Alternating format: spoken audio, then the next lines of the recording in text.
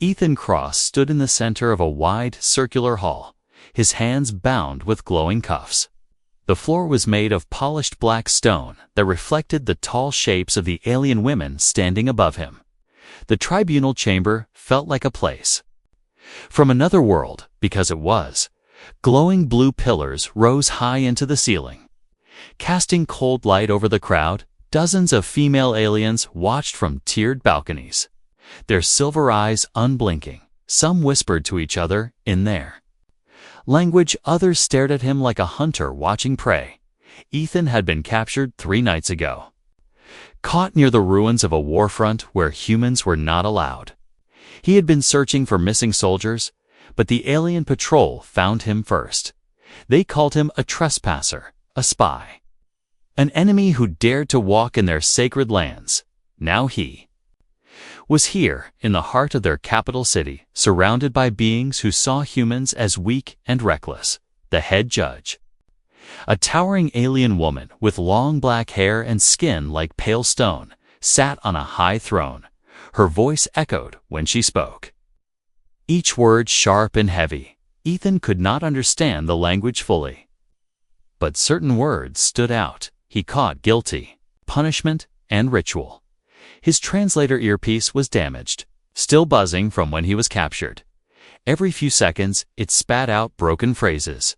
Must take part with females. Night of moons, a heavy silence fell over the chamber. The head judge rose to her feet, her long gown dragging over the steps. She looked down at him with eyes like cold steel. Then she spoke again, this time slower, as if making sure he understood. One of the guards, a tall alien with bright green markings on her arms, stepped forward and activated his translator. The voice that came through was calm but chilling. Human soldier, the translation said. You have been found guilty of violating sacred borders. Your punishment is participation in the mating with females ritual. The tribunal has spoken. Your fate is sealed. The crowd stirred, some aliens smiling, some looking shocked. Ethan froze, thinking he had heard wrong. What the hell? He muttered, his voice barely a whisper. The guard beside him didn't answer, only tightened her grip on his arm. He felt his heart pounding in his chest in the middle of an alien court, surrounded by beings stronger and faster than him. He was powerless. He had faced enemy fire before, been through battles that left scars on his body. But this was something he couldn't prepare for. The words mating ritual felt unreal, like a mistranslation. And yet the faces around him told him it was no mistake. The head judge raised her hand, and the sound in the hall died instantly. Take him to the Temple of Warmth, the translator said in a cold tone. The ritual begins at moonrise. 2 guards stepped forward, their tall frames blocking his view of the tribunal. They gripped his arms and began leading him away. Ethan glanced up at the balconies. The alien women were still watching, some eyes burned with curiosity, others with hunger. He could feel it, like heat on his skin, as they walked him through the massive doors. The sound of heavy locks echoed. Behind them, the hallway outside was lit by torches that burned with pale green flames. The air smelled faintly of flowers, but underneath was a sharp, metallic scent. The guards said nothing as they guided him down winding corridors. Finally, they stepped out into the open night. The city stretched before him, glowing under 2 huge moons. Tall spires of silver metal rose into the sky, connected by thin bridges. Strange alien creatures moved in the streets below, their shapes barely visible in the dim light. The Temple of Warmth came into view. It was a golden structure shaped like a dome, its walls covered in carvings of human and alien figures. At the entrance, robed alien priestesses stood waiting. Their eyes swept over Ethan in silence, as if weighing his worth before even speaking to him. One priestess stepped forward and touched his chest with 2 fingers. Her voice was soft but held an edge. Tonight decides if you live or vanish. Human, the translator whispered in his ear. Ethan stared at her, unsure if she meant death or something worse. The guards pushed him toward the temple doors. The carvings seemed to watch him as he passed. Some showed battles, others showed alien women standing beside humans. But the last carving before the door froze him in place. It showed a human man surrounded by alien women, their hands reaching for him. His face was carved in an expression that was not fear, but surrender. The heavy golden doors opened with a low groan. Warm air spilled out, carrying a strange, sweet scent. Beyond the doors was darkness, broken only by a faint red glow deeper inside. The guards released him, and one whispered something in their language before pushing him forward. Ethan stepped. Inside, the doors shut behind him. The sound of the lock was final, and in that moment, he knew the trial was over. But the real danger had just begun. Ethan's boots touched the smooth golden floor, and the first thing he noticed was the heat. It wrapped around him like invisible hands, almost too warm to breathe. The faint red glow came from fireballs placed along the walls, their flames dancing in slow, hypnotic movements, shadowing the carvings that covered every surface. Alien priestesses moved silently between the flames, their long robes trailing behind them like ripples in water. Their eyes glimmered when they looked at him, some in curiosity, others in quiet judgment. No one spoke in a language he could understand, yet he could feel they were speaking about him. His skin prickled as if every word was meant to measure his value. One priestess with silver tattoos across her face approached, her footsteps making no sound. She reached out and touched his shoulder, her hand warm, almost burning. Oh, she leaned close and whispered something in her language. The translator, in his ear, hissed and then caught only fragments prepared. Before moons. No escape. Ethan's stomach tightened. They took away his jacket and the rest of his uniform, replacing it with a thin, dark cloth that hung loosely over his body. He felt exposed, not only to their eyes, but to the heavy air that seemed to press against his skin. They led him through a wide chamber where low pools of steaming water reflected the flickering firelight. The air here smelled faintly of something sweet, almost like fruit, but sharper, at the far end of the chamber. A set of tall doors opened slowly, revealing another room deeper in the temple. The glow here was softer, gold instead of red.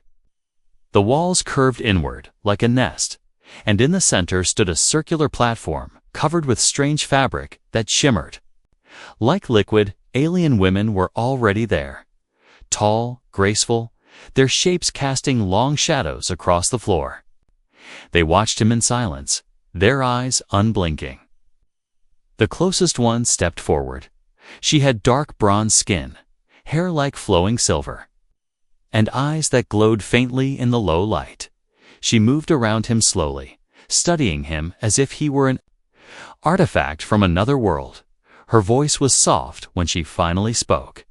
The translator caught most of it. We have heard stories of humans. I want to see if they are true. Ethan kept his mouth shut, knowing every word could be twisted, but his heart was racing. She was close enough now for him to feel the heat of her breath. She reached up and brushed her fingers along his jaw. The touch was gentle, but carried a strange weight, like she was claiming him in front of the others. From the corner of his eye, he saw another woman step forward, taller, her eyes colder. She spoke quickly to the first, her tone sharp. The translator buzzed and caught one word: unworthy. The air between them thickened. Ethan realized this wasn't just about him being punished. This was a competition, and he was the prize. The priestesses began to guide him toward the platform. The floor beneath his feet felt warm, almost alive. The women formed a wide circle around him, their eyes fixed on every movement he made. The room seemed to pulse with a slow rhythm, as if the temple itself was breathing. Ethan's mind raced. He wasn't sure what would happen next, but every instinct told him this was no simple tradition. There was danger here, not in the way he knew from battle, but in a way that could wrap around him until he couldn't breathe. He caught the faint sound of a distant horn somewhere outside, and the women's eyes seemed to brighten. The bronze-skinned woman stepped closer again, her hand sliding down his arm until her fingers curled around his wrist. Her grip was firm, almost possessive. She leaned close enough for her voice to be only for him when the moons rise.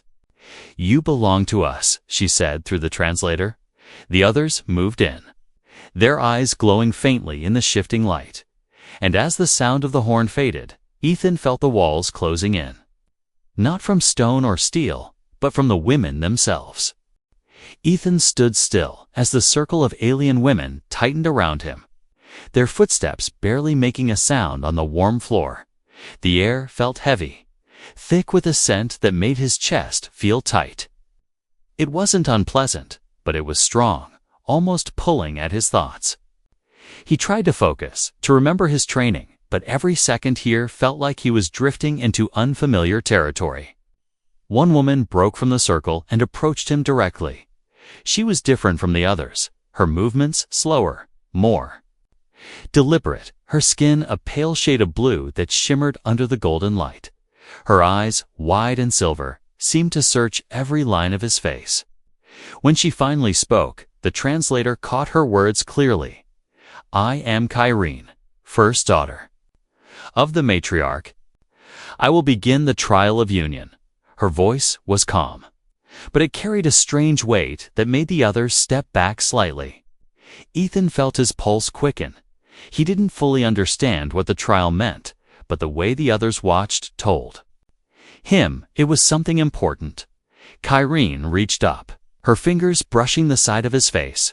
Her touch was warm, almost too warm, like heat coming from beneath her skin. "You are strong for a human," she said, after a moment, "but strength is not enough here." She moved around him slowly, her eyes studying his posture. The way he breathed, the scars on his arms, it felt less like attraction and more like an evaluation.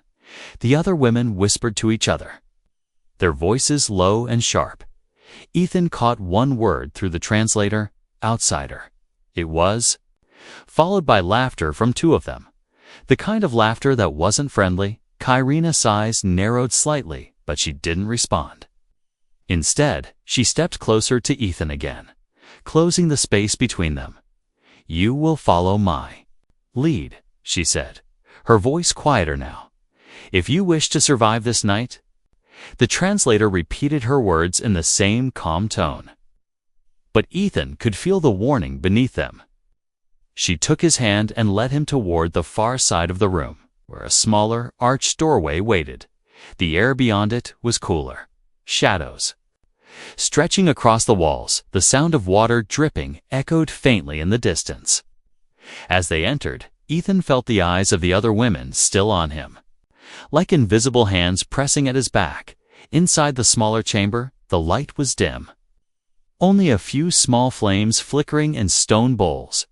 Kyrene released his hand and stepped away, her gaze steady. "This trial is not what they tell the outsiders," she said, her tone now serious. "Some here will want you to succeed. Others will want you to fail. And those who want you to fail will not play fair." Ethan's shoulders tensed. "Fail how?" he asked, but she didn't answer directly. Instead, she walked to the far wall and touched a panel. It slid open silently, revealing a narrow passage beyond. "When the moons are at their highest, you will stand before the tribunal again. What happens then will depend on every choice you make between now and that moment." Her eyes locked on his, and for the first time he saw something behind her calm expression: urgency, maybe even fear. She stepped closer again, her voice dropping to a whisper. "Do not let them break you, human, or they will take more than your life." Before he could ask her what she meant, a sudden sound echoed from the main chamber, sharp and metallic. Kyrene's expression hardened. She took his wrist and pulled him back toward the doorway. The moment they stepped out, Ethan saw three other women waiting, their eyes fixed on him, and their smiles carried no warmth at all.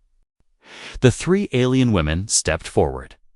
their robes swaying like shadows as they moved. Each one carried a different kind of presence, one with a cold, sharp gaze, another with a faint, mocking smile, and the third with eyes that studied him. Like a puzzle she intended to take apart, Kyrene didn't let go of his wrist. Her grip firm, almost protective, the one with the mocking smile spoke first. Her voice smooth but dripping with something bitter. The translator caught her words. "Easily, so this is the human who thinks he can pass our trial." Her eyes swept over him, slow and deliberate. "He does not look like much." The others laughed softly.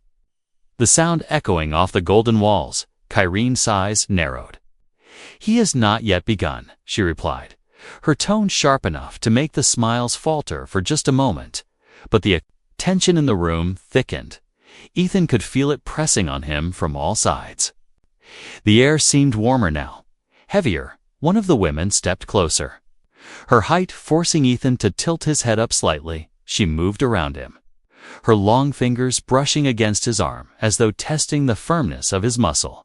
"The matriarch will be disappointed," she said, with a hint of satisfaction. "Perhaps it is better if he fails quickly." Ethan stayed silent. But his instincts told him exactly what was happening. This wasn't just about some strange ritual.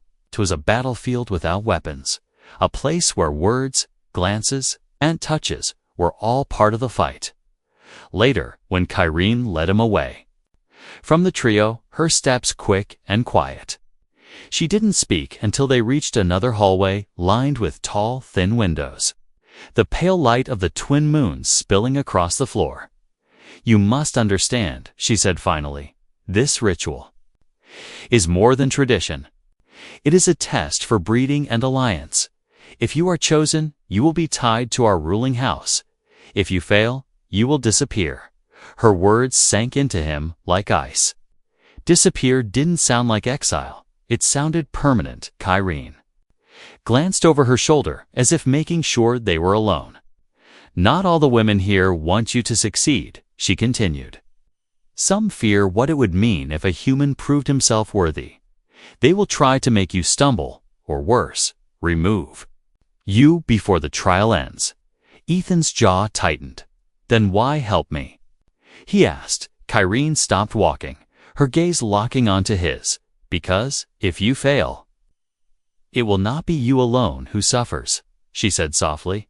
"I have already spoken your name in the Hall of Choice, and that means my fate is now tied to yours." Before Ethan could respond, the sound of footsteps echoed from the far end of the hall. Kyrene's expression hardened instantly.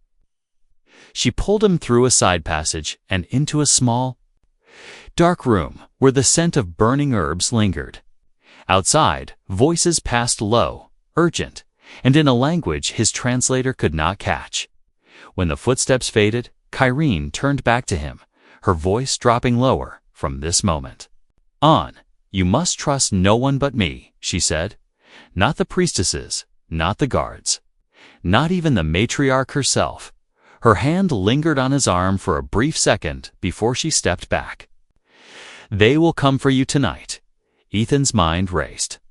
But there was no time to ask questions, because, in the distance, a deep horn sounded through the temple, its low vibration running through the walls like a heartbeat, and Kyrene whispered just 3 words. "It begins now." The horn's echo was still fading when Ethan heard the first sound of movement in the corridor outside. Soft, quick footsteps, too light to belong to guards in armor. Kyrene's eyes narrowed and she moved toward the door, her body tense. She signaled for him to stay behind her. The air between them seemed to thicken with anticipation. The door slid open without a sound. 3 women entered, not priestesses, but warriors. Their robes shorter, revealing bands of armor along their legs and arms.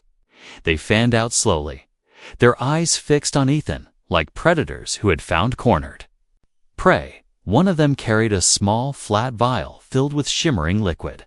Kyrene stepped forward, blocking their view, her voice sharp. The translator caught only part of it. "Not yet."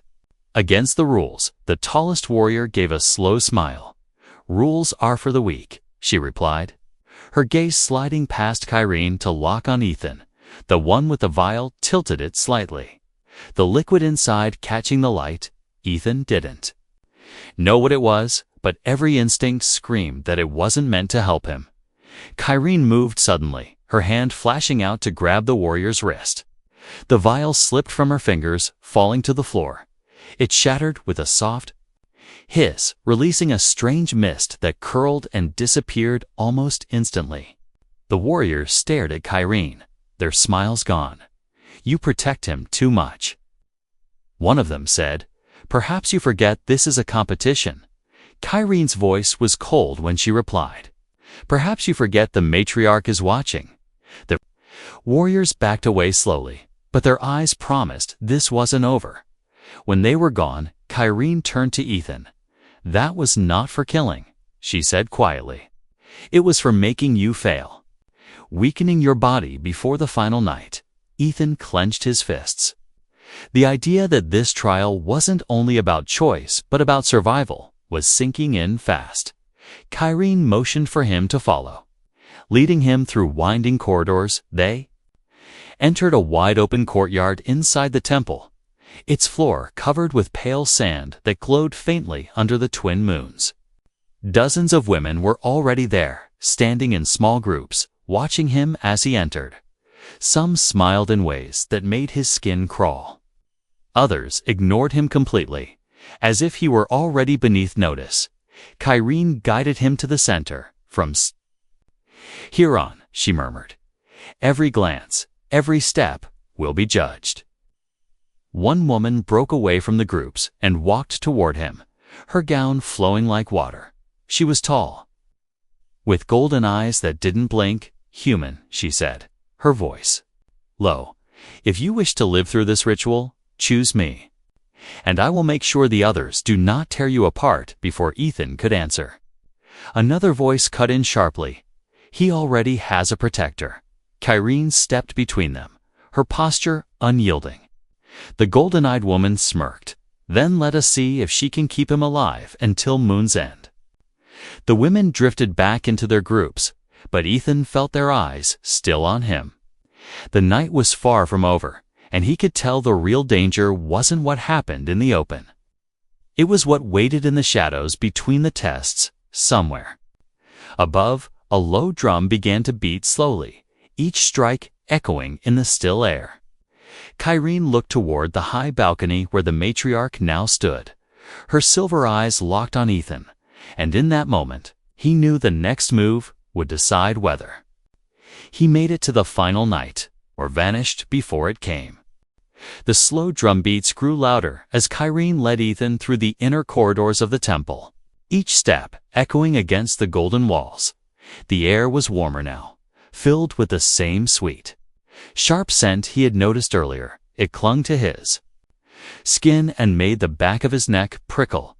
Two tall guards opened the doors ahead, revealing a vast ceremonial chamber, the ceiling so high it disappeared into shadow. Golden light spilled across a polished floor inlaid with patterns of silver and black. At the far end, a wide dais rose like a stage, and upon it sat the matriarch, her presence filling the room before she even spoke. Around the edges of the chamber, dozens of alien women stood in silence, their gowns shimmering in the glow, some with their arms crossed, others with their eyes locked on Ethan. Kyrene moved beside him, her voice low enough for only him to hear. "This is the last night before the final choice. If you show weakness now, they will not let you reach it." A priestess stepped forward and began to speak in their language. The translator in Ethan's ear caught fragments worthiness. Display, selection. His gut tightened. This wasn't just a gathering, it was a test, one that everyone was waiting to watch. The women began to approach him one by one, each with her own way of measuring him. One asked him to lift a heavy ceremonial spear carved from black stone. Another circled him slowly, tracing the scars on his arms with her fingers. A third leaned close enough for him to feel her breath as she asked questions the translator couldn't even keep up with. Through it all, Kyrene stayed close, watching the others like a hawk, every now and then. Ethan caught sight of the golden-eyed woman from before, standing in the corner, her gaze steady, almost calculating. It was clear she wasn't finished with her challenge. When the last woman stepped back, the room fell silent. The matriarch rose from her seat, her gown flowing behind her like a shadow. She looked directly at Ethan, her silver eyes unreadable. "Tomorrow, under the twin moons, you will choose," the translator said in his ear. "One choice will bind you to our house. The other will end you." The words struck him like a blade. There was no third option, no escape. Kyrena's hand brushed his arm lightly. A silent reminder that she was still there, but her expression told him she knew the danger was greater than ever. The matriarch's gaze moved between Kyrene and Ethan. Then back to the gathered women. "Let the night's trial end," she declared, her voice echoing in the high chamber. The drumbeat stopped, the guards stepped forward, and the doors closed with a heavy sound that seemed to seal his fate just a little tighter. As they walked back through the dim corridors, Ethan couldn't shake the feeling that the walls themselves were listening. Every step toward his chambers felt heavier, and the scent of the temple seemed stronger, like it was wrapping around him, preparing him for something he could not yet see. When they reached his door, Kyrene turned to him, her voice low. "Tomorrow, everything changes. For you, for me, for all of us." She hesitated, as if wanting to say more, but then stepped back, her eyes lingering on his just a moment longer before the guards closed the door between them. In the silence of the chamber, Ethan sat on the edge of the low bed, staring at the faint red glow from the wall lamps. Somewhere far above, the moons were climbing the sky, and with each passing moment, the final night drew closer. The twin moons hung high above the temple, their pale light spilling through the tall windows of the ceremonial chamber. The air inside was thick with perfume and the low hum of voices. Every seat in the balcony was filled with alien women, their eyes fixed on the center platform where Ethan now stood. He could feel the weight of 100 stares pressing on him. Kyrene stood just behind his right shoulder, her presence steady. The matriarch watched from her throne at the far end, her silver eyes like cold fire. The drums began again, slow and deep, each beat echoing in his chest. One by one, the women stepped forward, each pausing in front of him, each a possible choice, their faces unreadable, their movements graceful. Some looked at him with open desire, others with quiet challenge, a few with pure hostility. Every step they took seemed to pull the air tighter around him. The golden-eyed woman stopped in front of him, her gaze sharp and unblinking. "Choose me, human," the translator said in his ear, "and I will make sure you survive. Choose her, and you will be dead by moon's end."